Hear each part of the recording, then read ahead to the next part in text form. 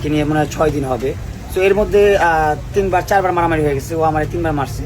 বলেন কি মামুন ভাই, আপনাকে মোহনা 3-4 বার মারছে? ছি ছি, লজ্জা লাগা দরকার। একটা মেয়ের কাছ থেকে আপনি মার খাইয়েছেন। ভাই মামুনের জায়গায় যদি আমি থাকতাম এতক্ষণে ওই মেয়ের চেহারা তেহারা বসকাই দিতাম মেরে। অবশ্যই মামুন তাকে মারধর করেছে, তবে একটু কম করেছে। আসলে এই মাইরে কিচ্ছু হবে না, এমন ভাবে মারতে হবে যেন সে তার চেহারা কাউকে দেখাতে না পারে।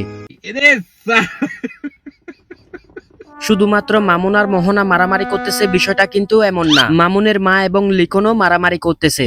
হে আমার বিয়া করতে আমার বাদ গেছিল, হেলিকে আমি কামড়টা দিছি। মানে এটা কোনো কথা? আমার বাসায় গিয়া লিখনে আমার গায়ে হাত দেয়, এটা কি মানানসই কথা? না না, এটা কখনোই মানা যায় না। লিখন কিভাবে রাতে 3টা বাজে মামুনের মায়ের বাসায় গিয়ে মামুনের মায়ের গায়ে হাত দেয়? যদি এই বুড়ির পিছে না যাইতো তার আজকে মামুন মনে করো এই শাকিব খানের কাছে থাকতো। হ্যাঁ কালাম্মা, আপনি ঠিক বলেছেন। মামুন যদি এই বুড়ির পিছনে না ছুটতো তাহলে সত্যি সাকিব খানের সাথে থাকতো, মানে সাকিব খানের ওয়াশরুম পরিষ্কার করতো। কালাম্মা এটা বলতেছে, আমিও ওইটাই বলতেছি।